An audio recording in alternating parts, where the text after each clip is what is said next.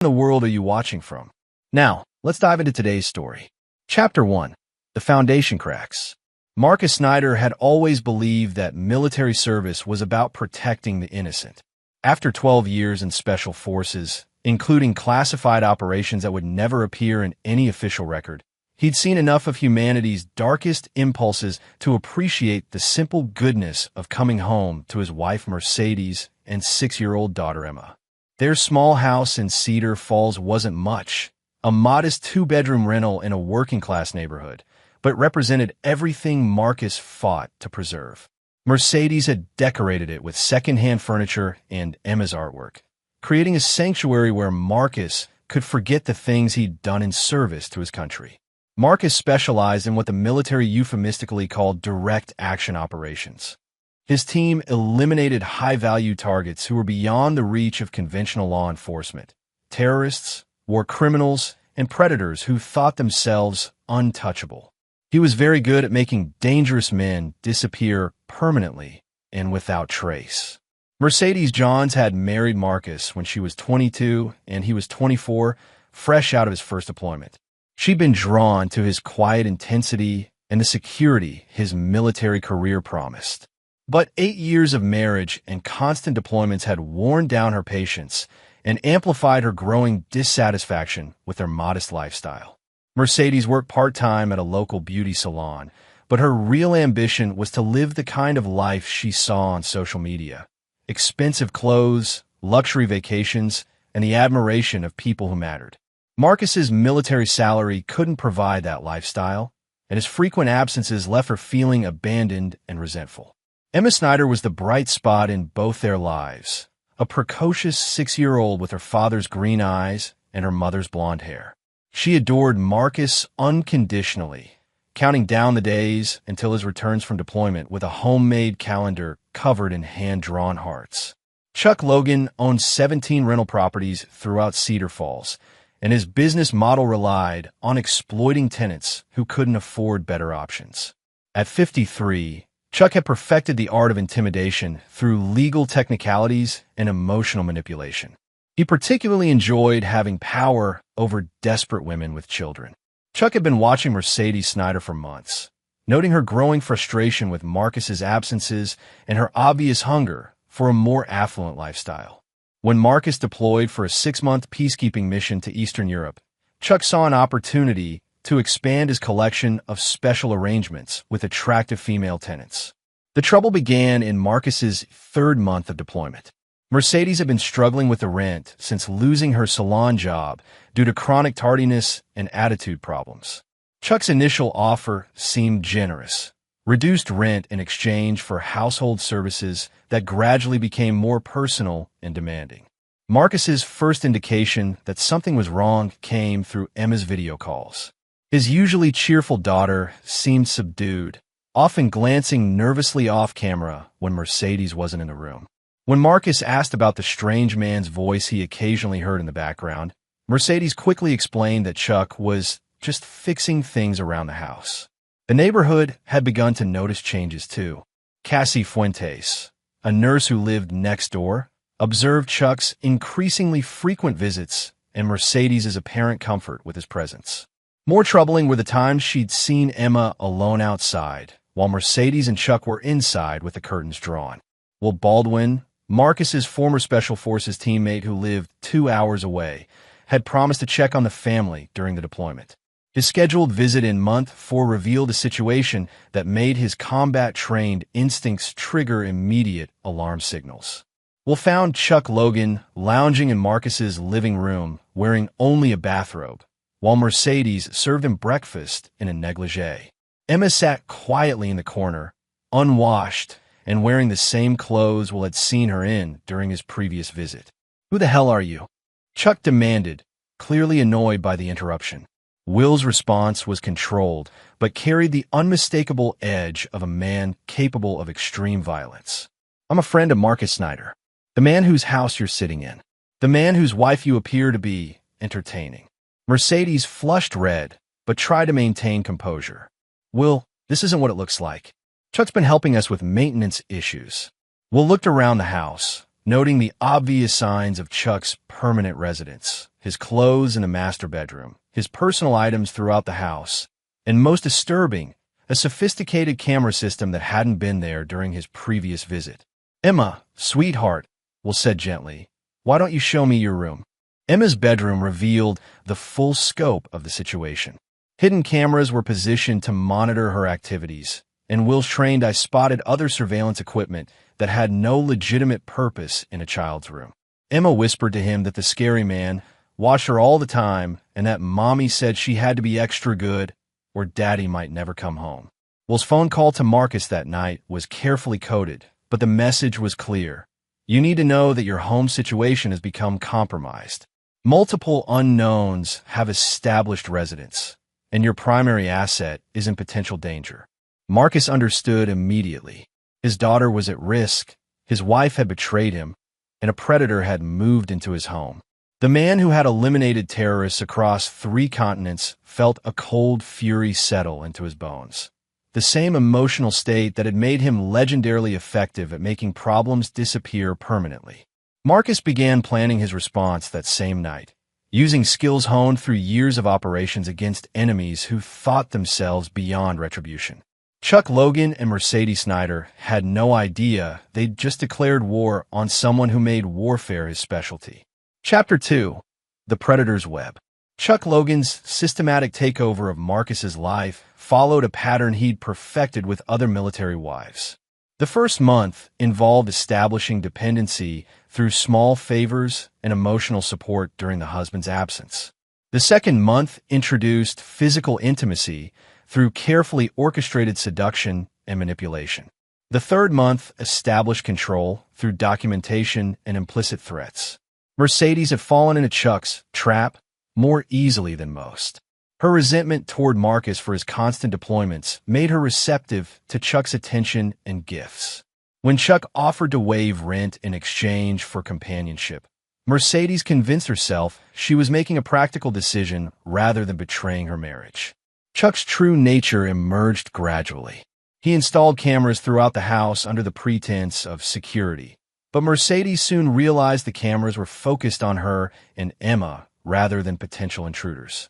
When she protested, Chuck reminded her of their arrangement and suggested that Marcus might not be understanding about her situation if he learned the full truth.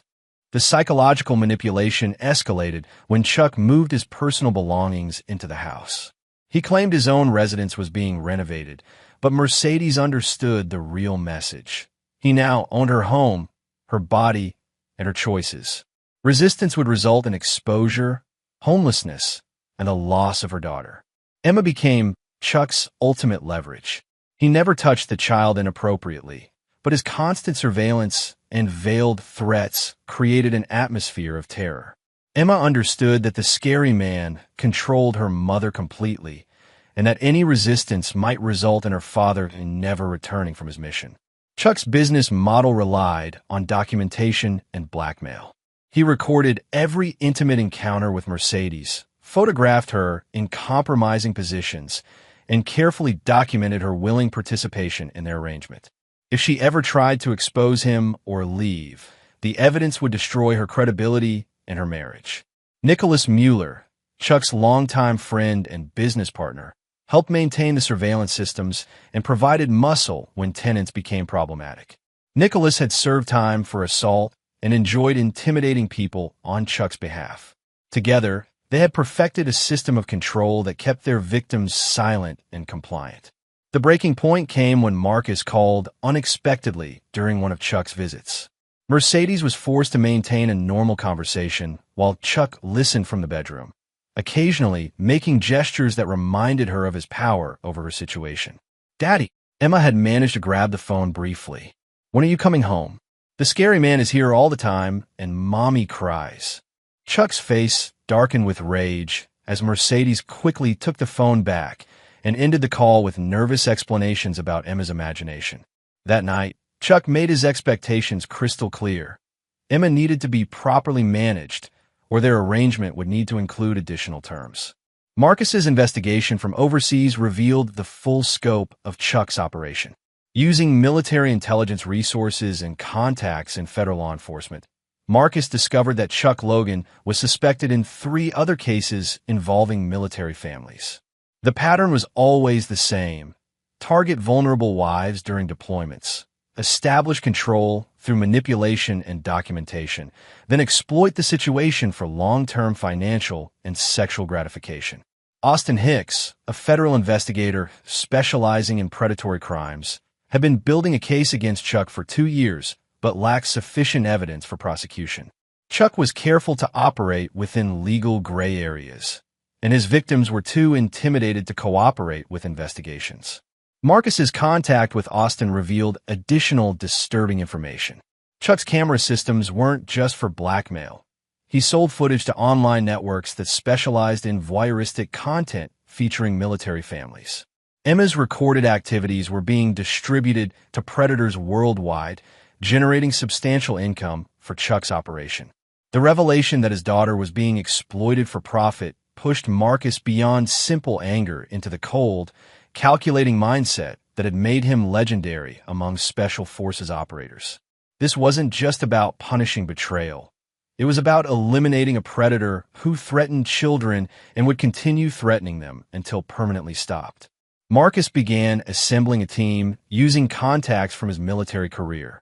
Clyde Powell, an expert in electronic surveillance and cyber warfare, would handle Chuck's camera systems and digital footprint. Wallace Sweeney, a former Navy SEAL with expertise in psychological operations, would help design Chuck's psychological destruction. Todd Aldrich, a demolitions expert, would provide technical support for more permanent solutions. Marcus's plan required precise timing and coordination. He needed to rescue Emma immediately, document Chuck's crimes thoroughly, and eliminate both Chuck and Nicholas permanently, while ensuring Mercedes faced appropriate consequences for her betrayal.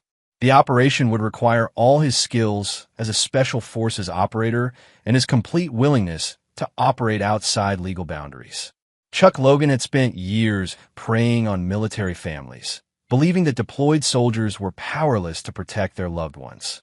He was about to learn that some soldiers brought the war home with them, and that predators sometimes became prey to much more dangerous hunters. Chapter 3: The Hunter's Return. Marcus's early return from deployment was facilitated through military channels that didn't officially exist. His commanding officer, Colonel Eric Wilson, understood that certain situations required immediate attention and that Marcus had skills uniquely suited to handling problems that conventional law enforcement couldn't address. "This is personal leave," Colonel Wilson explained during their coded conversation. "Whatever you need to do to resolve your family situation has our complete support, but it never happened officially." Marcus's transport to the United States included equipment and support materials that would help him deal with Chuck Logan permanently. The military had its own interest in protecting service members' families from predators, and Marcus's reputation for solving impossible problems made him the perfect person to send a message to others who might target military families. Clyde Powell met Marcus at a safe house 50 miles from Cedar Falls, where they established their operational base. Clyde had already begun infiltrating Chuck's surveillance network, discovering the full extent of the predator's documentation and distribution systems. "It's worse than we thought," Clyde reported. "Chuck's got cameras in every room, including Emma's bedroom and bathroom. The footage is being uploaded to servers in 3 different countries and sold through networks that specialize in this kind of content." Marcus studied the surveillance layouts with professional detachment, compartmentalizing his fury to maintain operational effectiveness. How many other families? At least 12 active targets, probably more we haven't identified yet. Chuck's been doing this for years, and he's got a network of landlords in military towns across the region who share information and resources. Wallace Sweeney arrived with psychological profiles of Chuck Logan and Nicholas Mueller based on intelligence gathered from their previous victims. Wallace's expertise in breaking enemy agents made him ideally suited to designing their psychological destruction. "Chuck's a classic predator," Wallace explained. "He needs control and documentation to feel powerful. His greatest fear is exposure and loss of control. Nicholas is simpler. He's a sociopath who enjoys violence, but only when he has overwhelming advantage. Todd Aldrich brought the technical capabilities needed for permanent solutions. His expertise in making things disappear without trace would be essential for the operation's final phase. The team's first objective was Emma's immediate rescue without alerting Chuck to their presence. Using intelligence gathered through Clyde's surveillance infiltration, they identified Chuck's patterns and established windows of opportunity. Chuck typically visited Mercedes between 10 a.m. and 2 p.m. on weekdays, when Emma was at school and the neighborhood was less active. Nicholas usually provided security from his car parked outside, but his attention was focused on potential threats from the street rather than from other directions. Marcus's approach to the house was invisible to both the official surveillance and Nicholas's observation. Years of combat operations had taught him to move through hostile territory without detection, and Chuck's suburban neighborhood presented no significant challenges. Cassie Fuentes, the neighbor who had been monitoring the situation, was quietly recruited as an ally. Her nursing background and genuine concern for Emma made her willing to help, especially when Marcus explained the full scope of what Chuck was doing to his family. The rescue operation required split-second timing. While Chuck was inside with Mercedes and Nicholas was distracted by a staged incident Cassie created in the street, Marcus infiltrated the house through Emma's bedroom window. Emma's reaction to seeing her father was pure joy mixed with terror. "Daddy, you came back, but the scary man said you wouldn't." Marcus held his daughter close, noting her weight loss and the fearful way she constantly glanced toward the door. "Daddy's here now, sweetheart. The scary man can't hurt you anymore." Marcus carried Emma through the window to Cassie's house, where she would be safe while he dealt with Chuck and Mercedes. Emma's whispered description of what Chuck had done, the cameras, the watching, the way he made Mommy cry, filled in the final details Marcus needed for his operational planning. Chuck's discovery that Emma was missing triggered exactly the kind of panic reaction Marcus had expected. His frantic search of the house and angry confrontation with Mercedes revealed his true nature and provided additional documentation of his crimes. "Where is she?" Chuck screamed to Mercedes, grabbing her roughly. "That little brat better not have said anything to anyone, or we're both finished."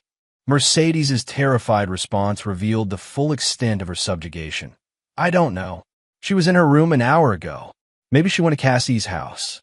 Chuck's decision to search the neighborhood with Nicholas gave Marcus the opportunity he needed to establish the next phase of his operation. While Chuck was distracted, Marcus infiltrated their surveillance center and began documenting their entire operation.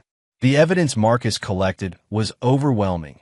Thousands of hours of footage from multiple families, financial records showing profits from selling exploitation material, and correspondence with other predators in their network. Chuck Logan wasn't just a local threat. He was part of a sophisticated criminal organization that specialized in targeting military families. Marcus's communication with federal investigator Austin Hicks provided the legal framework for what would happen next. "We've got enough evidence to arrest Chuck and his entire network," Austin confirmed. "But prosecution is tricky. Good lawyers might get him reduced sentences, and he'd be back on the street in a few years." Marcus's response was characteristically direct. "That's not acceptable. Some problems require permanent solutions." Austin understood what Marcus was suggesting, and his response was carefully neutral. "I didn't hear that. But if certain problems were to solve themselves permanently, I wouldn't be surprised. Some predators have unfortunate accidents." Marcus began the final phase of his operation that evening, using skills that had eliminated high-value targets across multiple theaters of operation. Chuck Logan and Nicholas Mueller were about to learn that some hunters were far more dangerous than any prey they'd ever stalked. Chapter 4. The Web Unravels. Chuck Logan's panic escalated throughout the evening as he realized Emma's disappearance might indicate a larger threat to his operation. His years of preying on military families had made him paranoid about eventually facing retaliation, but he'd always assumed deployed soldiers were too distant to pose immediate danger. Nicholas Mueller's search of the neighborhood revealed nothing, but his criminal instincts warned him that something significant had changed. The way neighbors avoided eye contact and the subtle tension in the air suggested that their operation had been compromised. "Someone's been watching us," Nicholas reported to Chuck. The question is who and how much they know. Chuck's response revealed the depth of his paranoia and the extent of his criminal network. Call Salvatore Barber and tell him we might need to activate the contingency plan. If someone's investigating us, we need to eliminate the evidence and disappear. Salvatore Barber operated a disposal service that specialized in making problems disappear permanently. His team had helped Chuck eliminate 3 previous threats over the years. Investigators who got too close, victims who tried to expose him, and witnesses who posed ongoing risks to his operation. Marcus monitored these communications through Clyde's infiltration of their surveillance systems, gaining valuable intelligence about the full scope of Chuck's criminal network. The revelation that Chuck had killed previous victims transformed this from a rescue operation into a war against a sophisticated criminal organization. Mercedes' psychological state deteriorated rapidly as she realized the true nature of her situation. Chuck's mask of charming manipulation fell away completely, revealing the controlling predator underneath. His threats became explicit and violent as he blamed her for Emma's disappearance. If your husband's back, if he knows anything about our arrangement, you're going to fix it, Chuck snarled.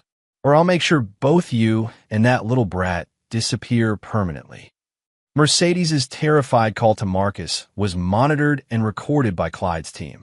Her desperate plea for forgiveness and mercy revealed her complete understanding of Chuck's true nature and her own complicity in endangering Emma.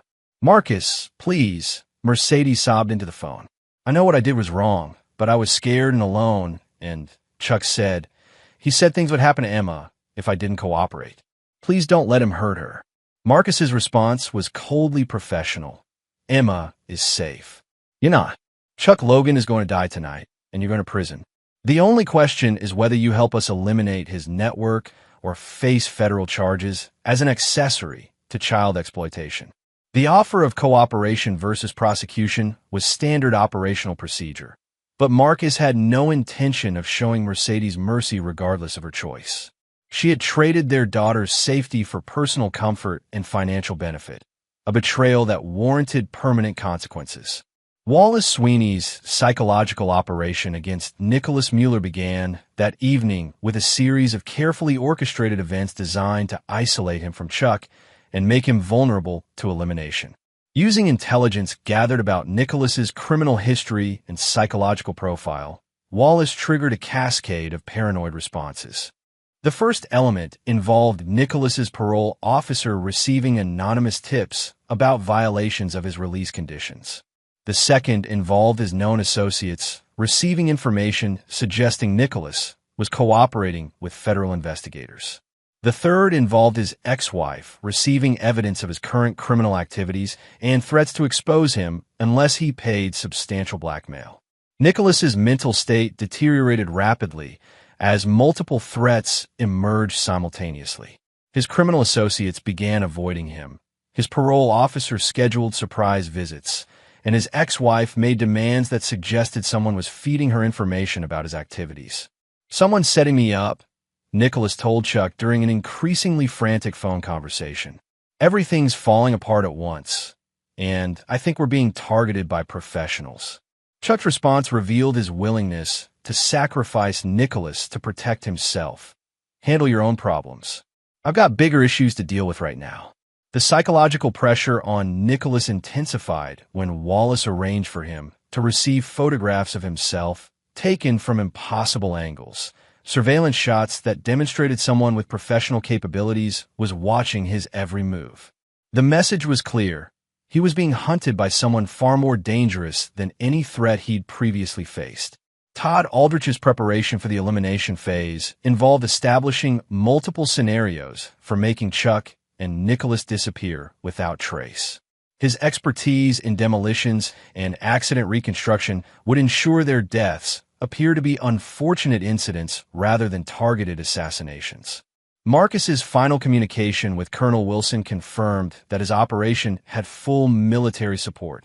Handle this however you see fit. These predators have targeted multiple military families, and we can't allow that to continue. You have complete operational autonomy. The authorization to use lethal force without constraint freed Marcus to implement solutions that would eliminate Chuck's entire network permanently. His reputation for making high-value targets disappear without leaving evidence would be essential for ensuring that this particular predatory operation never threatened another family.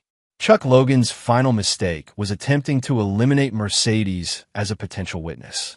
His plan to stage her suicide, while making it appear she'd killed herself due to guilt over Emma's disappearance, demonstrated his complete sociopathic nature and provided Marcus with the perfect opportunity to implement his own final solution. Marcus had spent his military career protecting innocent people from predators who thought themselves untouchable. Chuck Logan and Nicholas Mueller were about to learn that some predators eventually encountered much more dangerous hunters, and that military families were protected by soldiers who brought the war home when necessary. Chapter 5. The Hunt Begins. Chuck Logan's plan to eliminate Mercedes revealed the full sociopathic nature that had allowed him to prey on military families for years. His method was characteristically calculated: stage her apparent suicide in a way that would make her seem overwhelmed by guilt and despair over her daughter's disappearance. "She's becoming unstable," Chuck explained to Nicholas during their planning session. "If she talks to investigators or her husband, everything falls apart. Better to cut our losses and eliminate the liability." Nicholas's enthusiasm for violence made him the perfect accomplice for Chuck's plan. His criminal history included 2 previous deaths that had been ruled accidental, and he understood how to stage crime scenes to avoid investigation. Marcus monitored their planning through Clyde's surveillance infiltration, gaining detailed intelligence about their timeline and methods. Chuck's willingness to commit murder to protect his operation confirmed that he represented a continuing threat that required permanent elimination. Salvatore Barber's arrival in Cedar Falls brought additional complications to Marcus's operation. Barber's disposal team specialized in making entire situations disappear, not just individual targets, but all evidence and witnesses connected to problematic investigations. "Clean sweep protocol," Barber explained to Chuck during their covert meeting. "We eliminate everyone who knows anything, stage it as a murder-suicide involving the unstable military wife, and make the whole situation look like domestic tragedy gone wrong."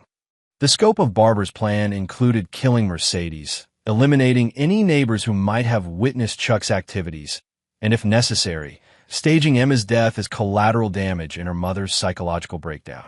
The plan's ruthless efficiency demonstrated why Chuck's network had operated successfully for years. Marcus's response to this escalation was swift and decisive. His team shifted from evidence gathering to active combat operations, using skills honed through years of eliminating high-value targets in hostile territory.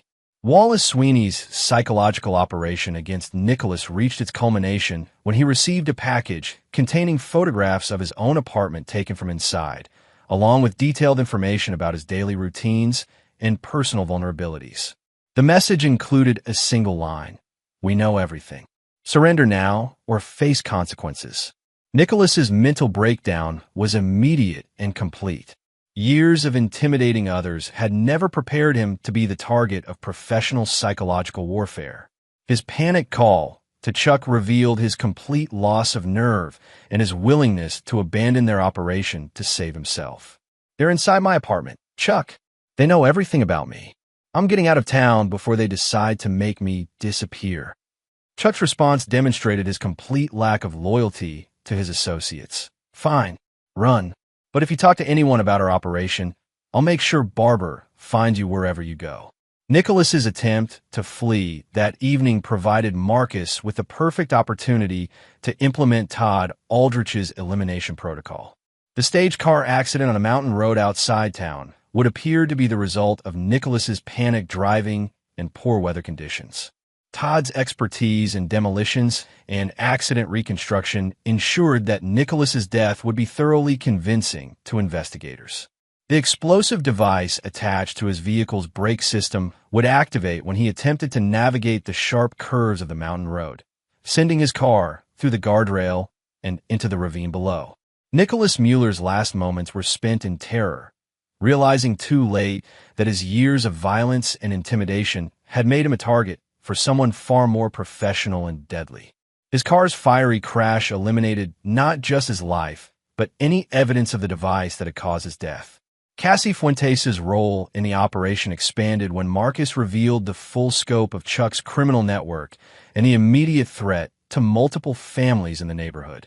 Her nursing background and natural compassion made her ideal for helping evacuate vulnerable residents before the final phase of the operation. How many other children are at risk? Cassie asked when Marcus explained Chuck's broader operation. At least 12 families that we've identified, probably more, Marcus replied. Chuck's network has been operating for years, and they eliminate anyone who tries to expose them. Cassie's decision to help came immediately. Tell me what you need me to do. Mercedes' final conversation with Marcus revealed her complete understanding of the consequences she faced for her betrayal. Her desperate attempts to justify her actions only highlighted the selfishness and willful blindness that had led her to endanger their daughter. I never meant for it to go this far, Mercedes pleaded. Chuck said he just wanted companionship, and the rent was so expensive, and you were always gone. Marcus's response was characteristically direct. You traded our daughter's safety for free rent and sexual gratification. You enabled a predator who was documenting and selling footage of Emma. There's no justification for that, and there's no forgiveness. The revelation that Mercedes had known about the cameras and Emma's exploitation eliminated any possibility of mercy. She hadn't been an innocent victim of manipulation. She'd been a willing participant in her daughter's abuse for personal benefit. Chuck Logan's final mistake was underestimating the speed and efficiency of Marcus's operation. His assumption that military families were vulnerable targets had been based on soldiers being distant and unable to respond quickly to threats. He'd never encountered a special forces operator who brought the war home. Marcus's preparation for the final phase included establishing multiple extraction routes for Emma and ensuring that all evidence of Chuck's network would be preserved for federal prosecutors.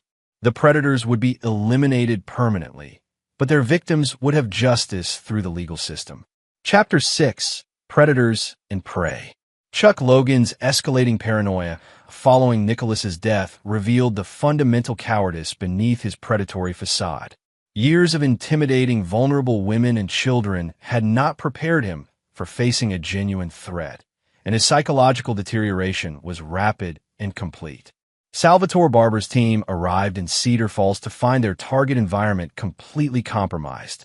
Their standard operating procedures relied on controlling information and eliminating witnesses systematically. But Marcus's operation had anticipated their methods and prepared countermeasures. This isn't random, Barber reported to Chuck during their emergency meeting. Someone with professional capabilities is dismantling your operation piece by piece. We need to abort and disappear immediately. Chuck's refusal to abandon his established territory demonstrated the territorial instincts that had made him successful for years, but also made him vulnerable to elimination. His attachment to his properties and accumulated power blinded him to the reality that he was now the prey rather than the predator. Clyde Powell's infiltration of Barber's communication systems provided Marcus with detailed intelligence about their disposal methods and planned timeline. The revelation that Barber's team had killed at least 17 people over the past 5 years confirmed that this was a war against a sophisticated criminal organization that required complete elimination. Mercedes' attempt to negotiate for mercy by offering to testify against Chuck revealed her complete failure to understand the nature of her situation. Her willingness to betray Chuck after months of betraying Marcus demonstrated the fundamental selfishness that had led to Emma's endangerment. I'll tell them everything, Mercedes promised during her call to federal investigator Austin Hicks. Chuck forced me to cooperate, and I never wanted any of this to happen to Emma.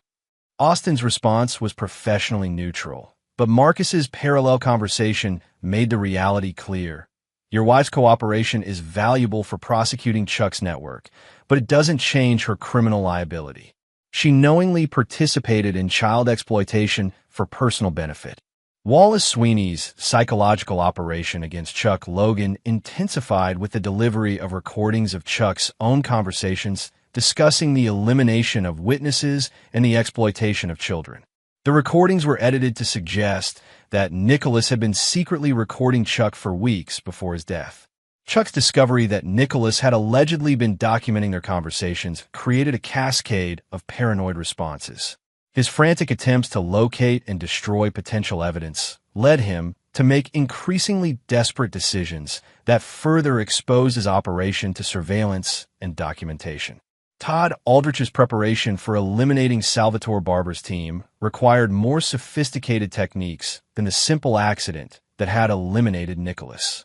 Barber's men were professionals with military or law enforcement backgrounds who would be suspicious of obvious traps. The solution involved exploiting Barber's team's reliance on electronic communication and their assumption that they controlled the local information environment. Marcus's team fed them false intelligence about police response times and federal surveillance capabilities, leading them to establish their operation base in a location that could be completely isolated and controlled. Emma's psychological evaluation by military mental health professionals revealed the full extent of the trauma Chuck's surveillance and threats had caused. Her descriptions of being constantly watched and her fear that the scary man would hurt her family provided additional motivation for Marcus's determination to eliminate the threat permanently. The child shows classic symptoms of sustained psychological abuse, the therapist reported to Marcus.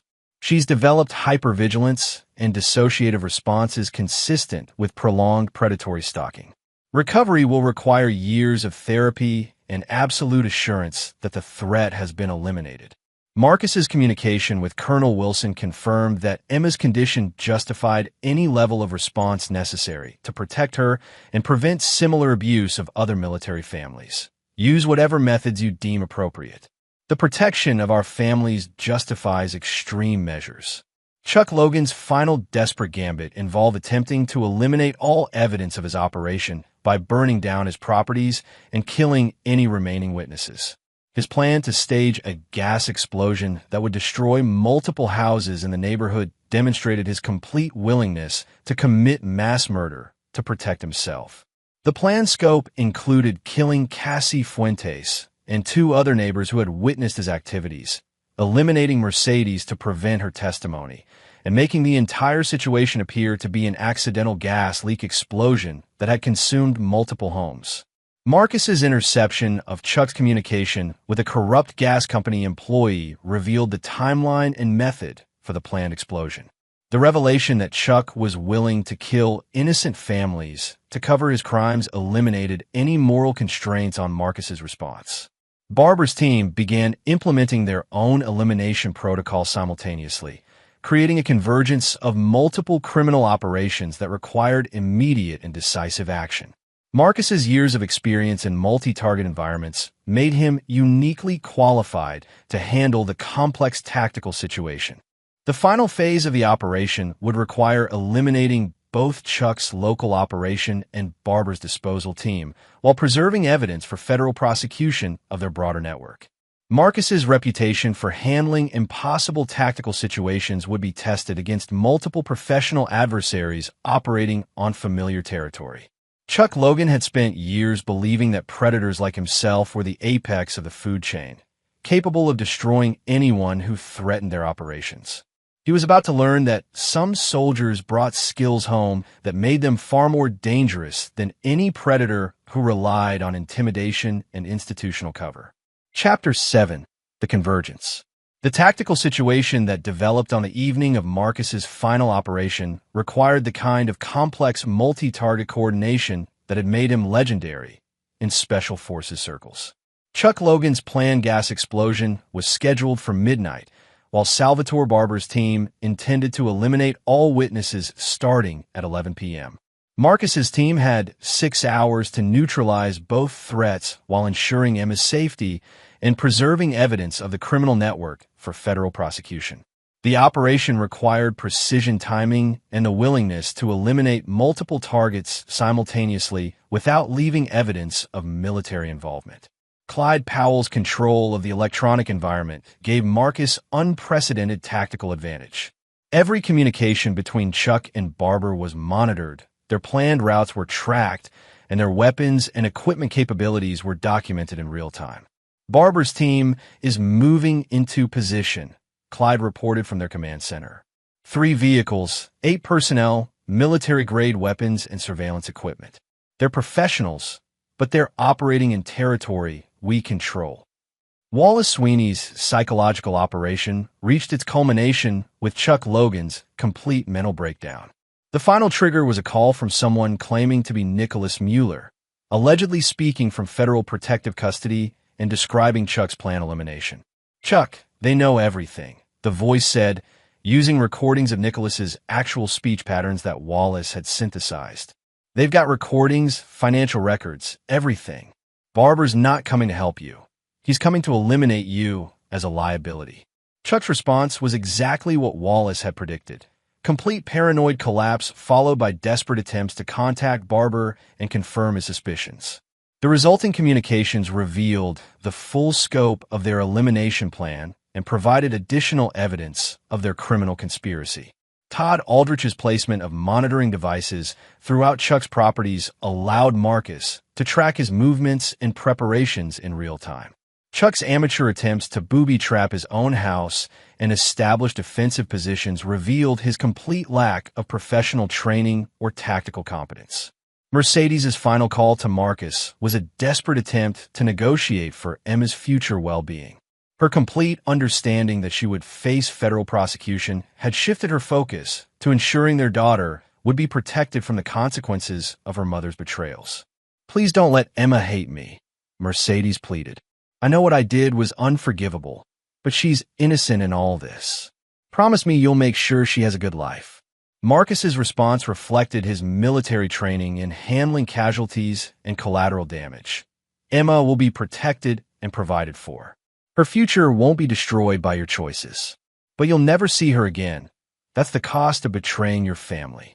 Cassie Fuentes' evacuation of vulnerable neighbors proceeded under the cover of a staged gas leak warning that provided legitimate reason for residents to leave the area.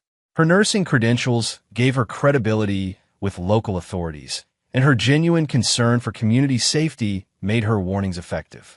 The evacuation was completed 30 minutes before Barber's team reached their planned positions, eliminating the possibility of civilian casualties while preserving the appearance of normal neighborhood activity.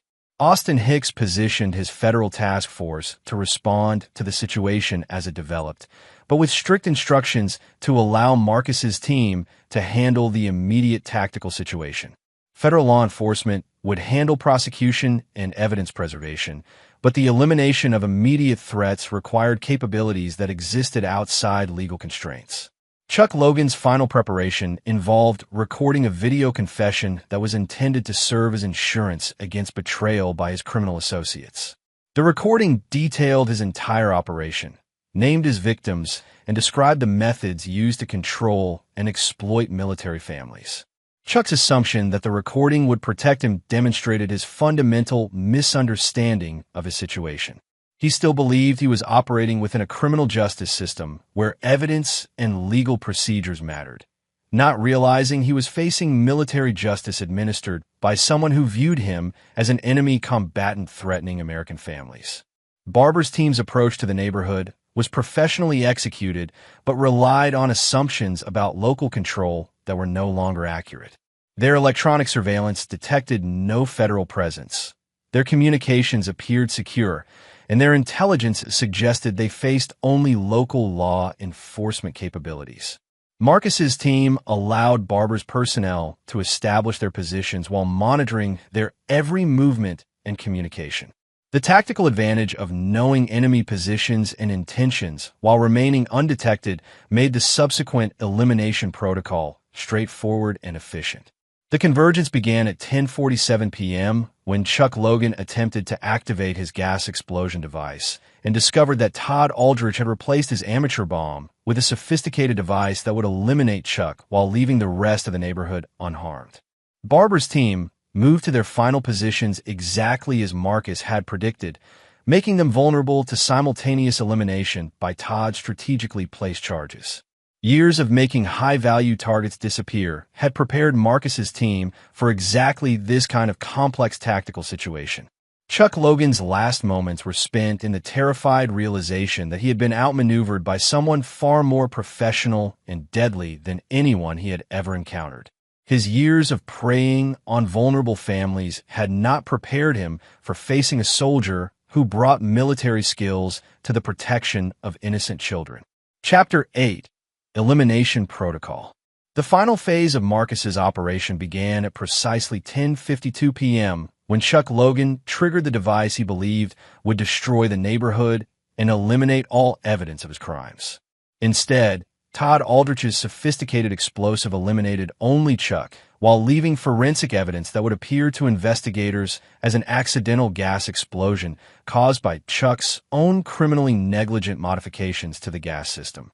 Chuck's death was instantaneous, but preceded by the terrifying realization that his apparent control over the situation had been an illusion. His final seconds were spent understanding that he had been systematically outmaneuvered by someone who possessed far greater tactical capabilities than his limited criminal experience could comprehend. Salvatore Barber's team realized their operation had been compromised when Chuck's explosion occurred 30 minutes ahead of their planned timeline, and in a manner that suggested professional intervention. Their attempt to abort the mission and withdraw from the area triggered the final phase of Marcus's elimination protocol. Todd Aldrich's strategic placement of explosive devices throughout Barber's planned escape routes ensured that none of his team would survive to threaten other families or reestablish their criminal network. Each elimination was staged to appear accidental. Vehicle crashes, structural collapses, and equipment malfunctions that would pass routine investigation. All targets eliminated. Todd reported to Marcus as the last of Barber's personnel was eliminated. No survivors, no witnesses, no evidence of our involvement. Local authorities will find what appears to be a criminal operation that destroyed itself through incompetence and paranoia. Clyde Powell's systematic destruction of Chuck's surveillance network included preserving all evidence of his crimes while eliminating any traces of Marcus's team's involvement. Federal investigators would find thousands of hours of exploitation footage and detailed financial records without any indication that military personnel had been involved in the investigation. Wallace Sweeney's psychological operation reached its conclusion with the revelation that Nicholas Mueller's death had been staged to appear accidental, but had actually been the first step in the systematic elimination of Chuck's entire network. The psychological pressure that had driven Chuck to his final desperate act had been carefully orchestrated to ensure he would destroy himself and his operation. Mercedes's arrest by federal agents occurred simultaneously with the elimination of Chuck's operation, ensuring she would face prosecution for her role in Emma's exploitation while being protected from any potential retaliation by Chuck's criminal associates. Her final conversation with Emma was monitored by child welfare professionals who documented Mercedes's complete acknowledgement of her guilt and her understanding that she would never see her daughter again. "Mommy made terrible choices that hurt you," Mercedes told Emma through tears. "Your daddy loves you more than anything, and he'll take care of you. I'm sorry for everything." Emma's response revealed the psychological damage caused by months of living under Chuck's surveillance and threats. Will the scary man come back? Will there be more scary men? Marcus's answer provided the absolute assurance Emma needed. There will never be another scary man, sweetheart. Daddy made sure of that. You're safe forever now. Austin Hicks's federal investigation of Chuck's network revealed connections to similar operations in 17 states, involving over 200 military families who had been targeted by organized predators. The evidence preserved by Marcus's team would enable prosecution of the entire network and protection for all identified victims. This is the most comprehensive elimination of a predatory network we've ever documented, Austin reported to his superiors. Someone with extraordinary capabilities dismantled their entire operation and eliminated the leadership, while preserving perfect evidence for prosecution. Colonel Wilson's debriefing with Marcus confirmed that the operation had achieved all objectives while maintaining complete deniability from military involvement. Officially, this never happened. Unofficially, you've protected hundreds of military families from predators who thought themselves untouchable. Marcus's transition back to civilian life included establishing a new identity and location for himself and Emma, far from any potential retaliation by remnants of Chuck's network. His military service record was classified, and his new life would be protected by the same agencies that had supported his elimination operation. Emma's psychological recovery began immediately with intensive therapy designed to help children who had been exploited by predators. Her resilience and the absolute security of knowing the threat had been permanently eliminated would enable her to heal and develop normally. Cassie Fuentes received recognition from federal authorities for her role in protecting neighborhood children and assisting in the investigation of Chuck's operation. Her courage in standing up to predators made her a model for other civilians who might encounter similar threats to their communities. Mercedes's federal prosecution resulted in a 20-year sentence for conspiracy to exploit children and facilitate predatory crimes against military families. Her cooperation with investigators reduced her sentence, but did not alter the fundamental reality that she had betrayed her own daughter for personal benefit. The criminal network that had preyed on military families for years was completely eliminated through a combination of Marcus's direct action and federal prosecution of surviving associates. The message sent to other potential predators was clear. Military families were protected by soldiers who would bring any level of force necessary to eliminate threats to innocent children. Chapter 9. New Foundations. 6 months after the elimination of Chuck Logan's network, Marcus and Emma had established their new life in a small mountain town where Emma's nightmares gradually faded and her natural resilience began to reassert itself. The house Marcus purchased sat on 20 acres of private land, ensuring their security and providing Emma with the space she needed to heal from her trauma. Emma's therapy sessions revealed the full extent of Chuck's psychological abuse, but also demonstrated her remarkable strength and her complete trust in her father's ability to protect her. Her progress was monitored by Dr. Beverly Cohen, a specialist in treating children who had been exploited by predators. "She's making excellent progress," Dr. Cohen reported to Marcus. "The absolute security of knowing the threat has been permanently eliminated is crucial for her recovery.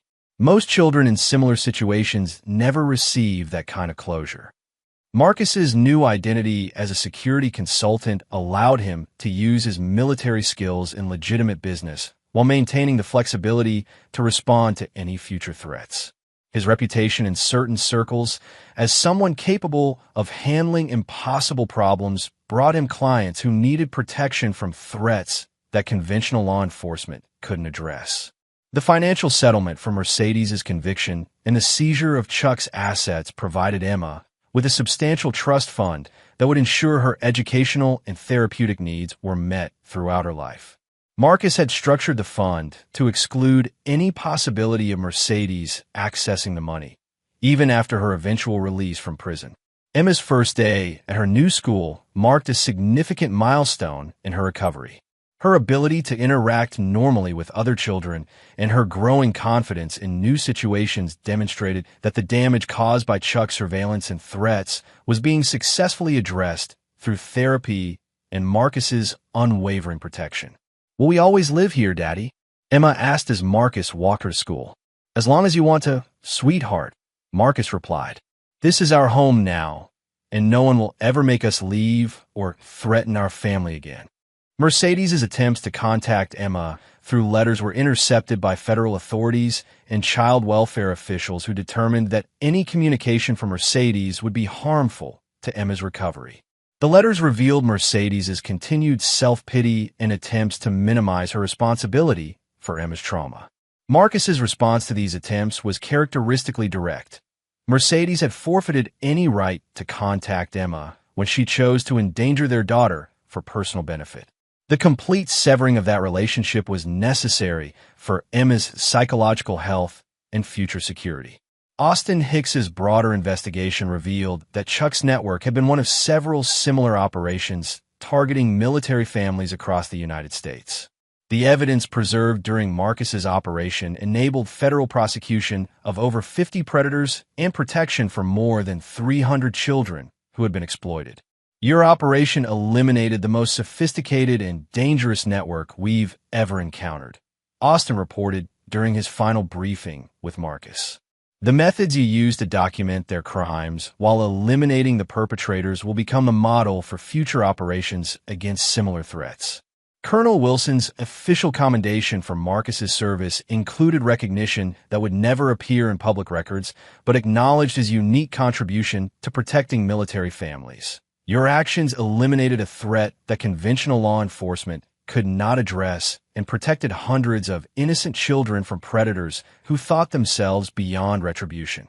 Marcus's integration into civilian life included establishing relationships with neighbors and community members who appreciated his quiet competence and obvious devotion to Emma. His reputation as someone not to be crossed spread naturally through the small town, ensuring that Emma would grow up in an environment where everyone understood she was under powerful protection. The anniversary of Chuck Logan's death passed without official recognition, but Marcus privately acknowledged the date as the moment when Emma's safety had been permanently secured. The elimination of Chuck's network had required skills and methods that existed outside legal boundaries, but the protection of innocent children justified any level of response. Emma's 7th birthday celebration included friends from her new school and neighbors who had become part of their extended family. Her laughter and obvious happiness demonstrated that children could recover from even severe trauma when they received proper care and absolute security. Marcus's reflection on the operation's aftermath confirmed that his choice to eliminate Chuck and his associates rather than rely on conventional prosecution had been correct. Predators who targeted children required permanent solutions, and the legal system's limitations made military justice the only effective response. Well, Baldwin's visit for Emma's birthday brought news from their old life. The neighborhood in Cedar Falls had recovered from the trauma of Chuck's operation, property values had stabilized, and the community had implemented new safety measures to protect children from similar threats. People still talk about what happened, Will reported. The official story is that Chuck's criminal operation destroyed itself, but everyone understands that someone with serious capabilities eliminated a threat that was beyond local law enforcement. Marcus's satisfaction with the operation's outcome was tempered by the knowledge that other predators continued to threaten military families across the country. His new life included monitoring intelligence networks and maintaining readiness to respond to similar threats when conventional law enforcement proved inadequate. Emma's bedtime conversation that night included her traditional question about safety and Marcus's traditional response that provided absolute assurance. "Daddy, will any more scary men ever try to hurt us?" "No, sweetheart," Marcus replied, meaning every word. "Daddy made sure there will never be any more scary men. You're safe forever, and no one will ever threaten our family again." The foundation of their new life was built on Marcus's absolute commitment to Emma's safety and his demonstrated willingness to eliminate any threat to her well-being using whatever methods proved necessary. The man who had spent his military career protecting innocent people from predators had successfully transitioned those skills to protecting his own family. Chuck Logan and his network had learned too late that some soldiers brought the war home with them, and that predators who targeted military families faced retaliation from warriors who viewed the protection of children as a sacred duty, requiring any level of force necessary to ensure success. Emma fell asleep secure in the knowledge that her father's love and protection were absolute and permanent. Marcus maintained his vigil, ready to respond to any future threat with the same decisive action that had eliminated Chuck Logan and ensured that his daughter would grow up safe from predators who thought themselves beyond retribution. The end of one threat marked the beginning of a new life founded on the principle that innocent children deserve protection from warriors who possess the skills and will to eliminate anyone who would harm them. And there you have it. Another story comes to an end. What did you think? I'd love to hear your thoughts in the comments below. If you enjoy this story, consider joining our community by subscribing. It means the world to us. For more stories like this one, check out the recommended videos on screen, and I'll see you there.